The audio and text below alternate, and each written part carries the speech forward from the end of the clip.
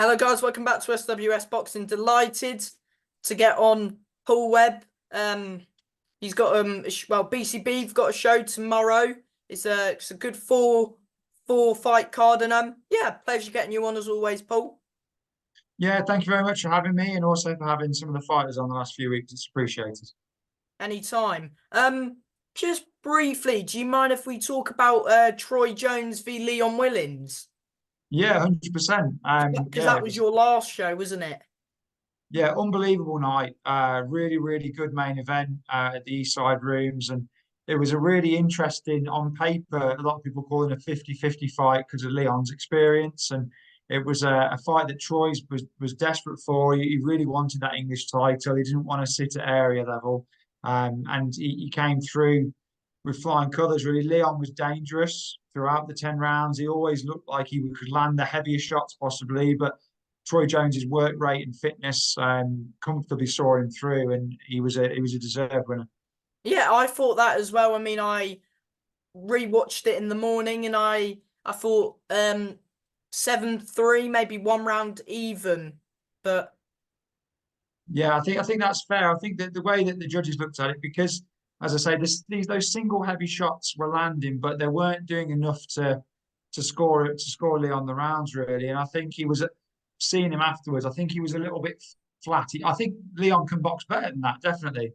But Troy, as I said, went through the gears and yeah, very, very impressive and very impressive performance from Troy. And he's really put himself on the map now with that English title. yeah, and he's gonna have lots of people wanting to try and take it off him. I mean, we'll get on to Michael in a minute, but he'll be, sort of trying to get that. And I know, yeah, we'll talk about Michael in a minute, but you know what I Yeah, mean. There'll be people wanting to fight 100%. Troy as an English is a prestigious belt. People just say that about the British, but so is the English. Well, there's a lot of good fighters, particularly in that division, that have come through winning the English title first before moving on to bigger honours. And I know Troy has big aspirations, and his coach Lee Beard know that there's certainly more to come from him. But as you say, there's now a queue of people waiting to challenge him, just like he was waiting to challenge, and he'll have to deal with those challenges at some point. But he'll be hoping to get on a big televised show as soon as he's back off his very interesting holiday he's been on. He's been to Colombia and America and really enjoying his win as he should. He deserves to. So, see. Um, yeah, and it was a good performance from Troy, and rightly so. He deserves that holiday. Yeah, it really was, and it's You still there, Paul? You still there, Paul?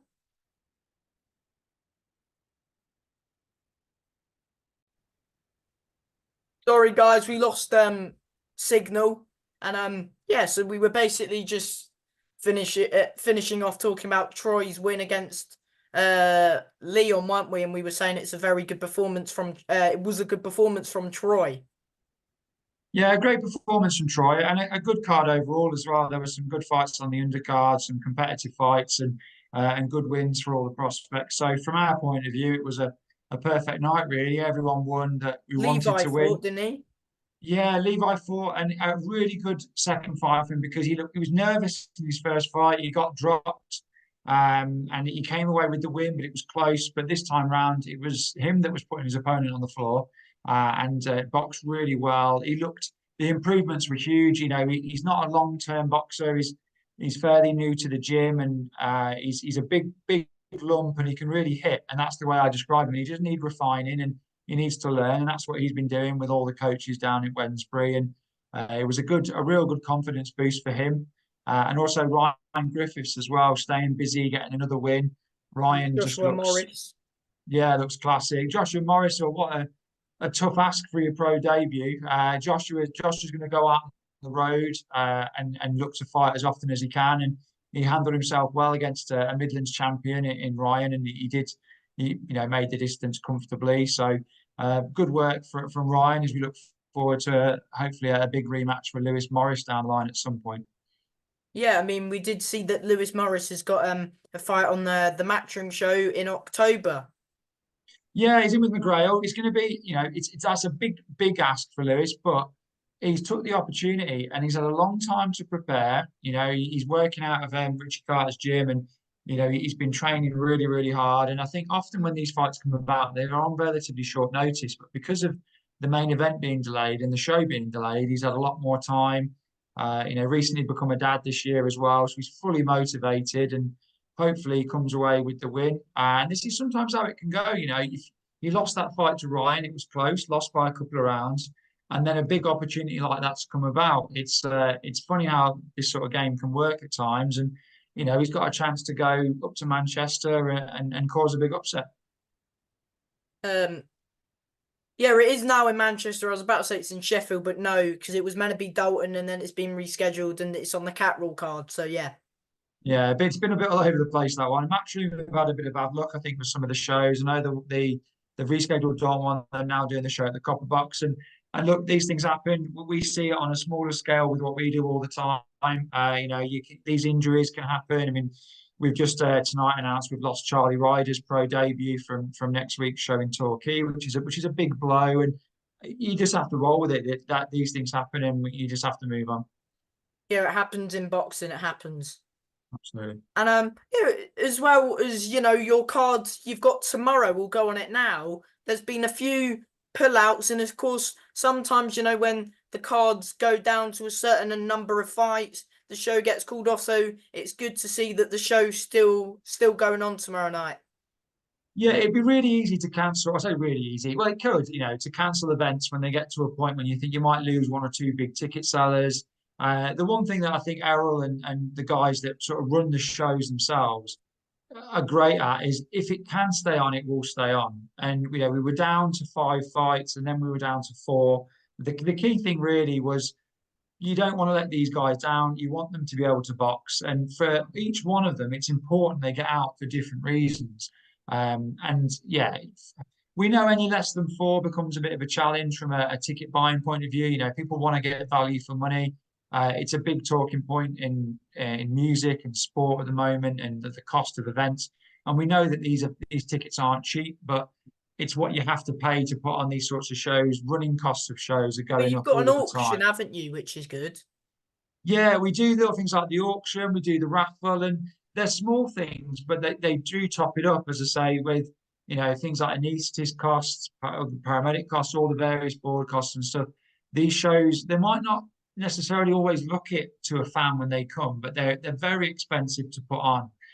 You need to have the right security, and you can't do things sort of half cut because it's reputation on the line, it's safety, and we want people to have a good time. And where possible, we will add extra things in where we can. And we always want more fights, and 4 fights is a small number, but each of those 4 fights is an interesting one for different reasons. And I still think it represents good value for money.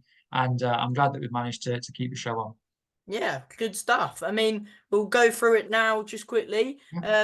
Donna Constantine, I believe it's her pro debut. She's boxing Kira Carter. That's over 4 rounds. What weight's that? It's her second fight that is for Doina. Oh, sorry. So her second fight. So yeah, so she boxed on the February show, won a wide 4 rounds points. Looked very, very good. She's born in Moldova and moved over to the UK. She trains out of the Shoebox gym with a lot of the Northampton fighters. Really, really good prospect. She's got a huge amount of self belief. I think in the past she's not been as active this year as I know she wants to be, but this is fight number 2. And in against Kira Carter, who we saw recently box our own Katie Healy. Kira, a very, very a tough woman. There aren't many British female boxers who have sort of took out the journeyman kind of role. There are very few. You see a lot of Eastern European girls come over, and you see a lot of American and South Americans on the bigger events. So Kira is, starting out that journey. I think this is going to be her 10th fight. But Doina looks the part. She just needs the break. She needs the opportunities. And in women's boxing, that can come very quickly. And she told me before the fight, and she said it before, she thinks she's good enough to win a world title.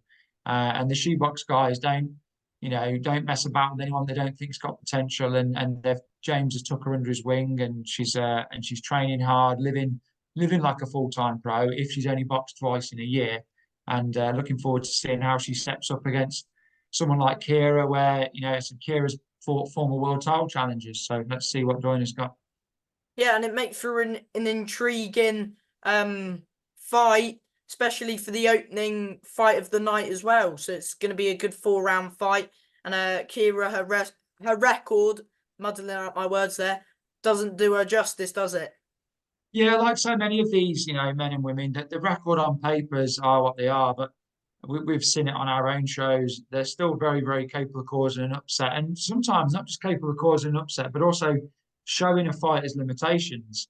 Because if they win a round or they dominate large parts of a round, it can be a bit of a wake up call to to these young prospects, or in Doina's case, she's 30, but young in terms of her career. Yeah. And it can really be a good indicator of what they need to work on. And you speak to these guys after the fights, and they'll always say sometimes they're very impressed, and sometimes they're not, and you have to really put it on them. And if you mess about too much, they'll catch you. And as often we've seen this year, last year, we've had fighters lose that we certainly didn't expect to, and fighters being knocked out by these sorts of opponents. It can happen, so they have to be very careful throughout. Mm-hmm. Second fight, you've got Yusuf Ibrahim Yeah. v Luke Fash over 4 rounds. Yeah, Yusuf is a really exciting prospect. Him and his brother turned over at relatively same times, very similar times, should I say. And he brings a lot of fans out, a lot of younger fans as well, which is always great to see. We're used to seeing families and work friends, that kind of thing, and we want more young people at these shows because they just drive the energy. And when he makes his walk to the ring, they all at Northampton, you can get quite close to the ring walk, a bit like a darts almost. You can stand right by the barriers, and they're all out last time. So looking forward to seeing those guys again and putting on the great performance. He's a very flashy fighter. I think in terms of weight class, I'm not exactly sure where he's going to settle. Obviously, you're boxing someone like Luke Fash, He who floats. yeah, who does exactly floats between various weights. So we'll see where it's difficult in these early stages to know. But Luke, again, incredibly durable fighter, one of these guys that boxes all the time. Been I'm around not for quite a expecting, while. yeah, he has. I'm not expecting Yusuf to put him away, but it'd be a big statement if he did.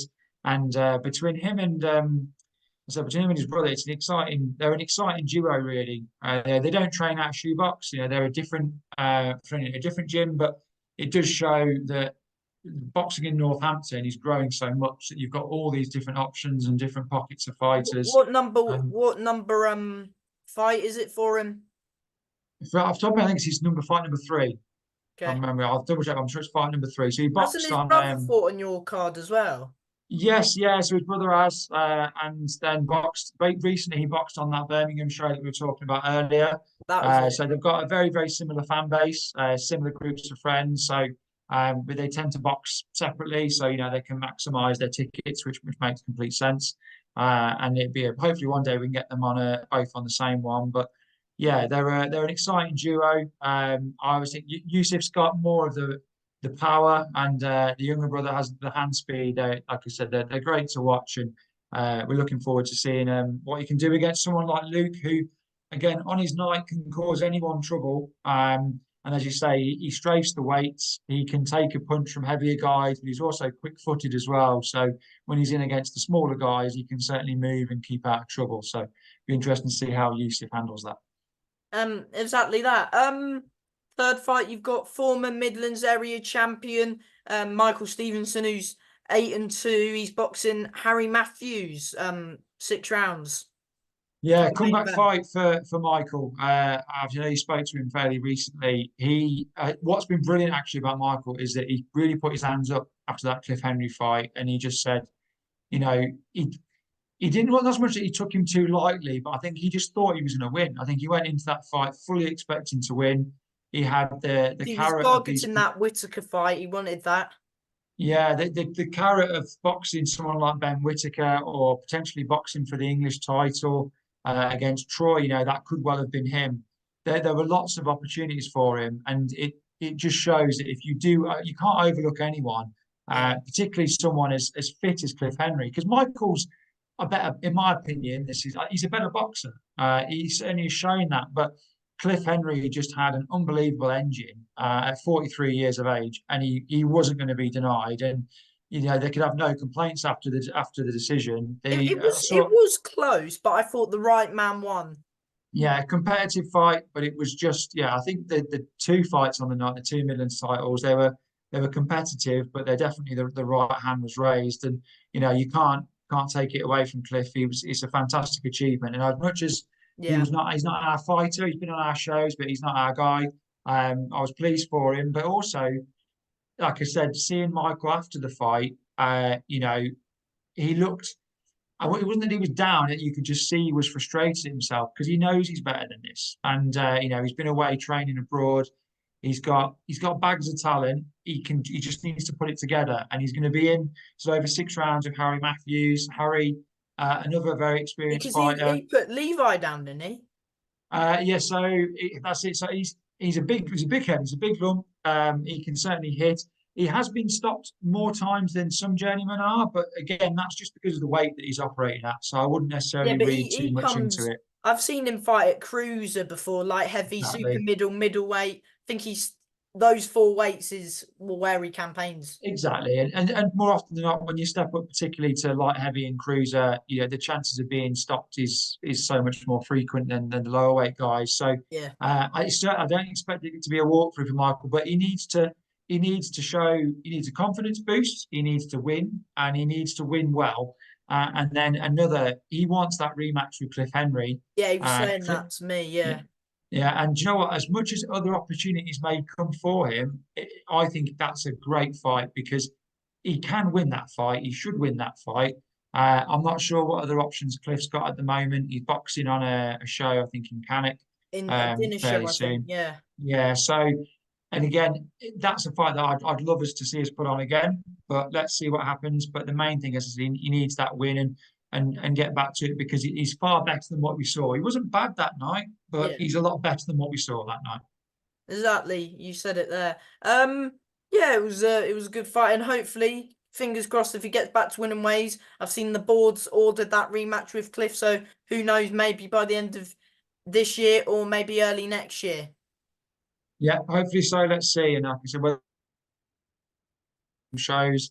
Hopefully that's one that we can get on. A lot of it depends on what Cliff's doing as well, because Cliff's got a career in the army and he's full time there, a successful So career. he And needs to juggle again, that and boxing at the same yeah, time.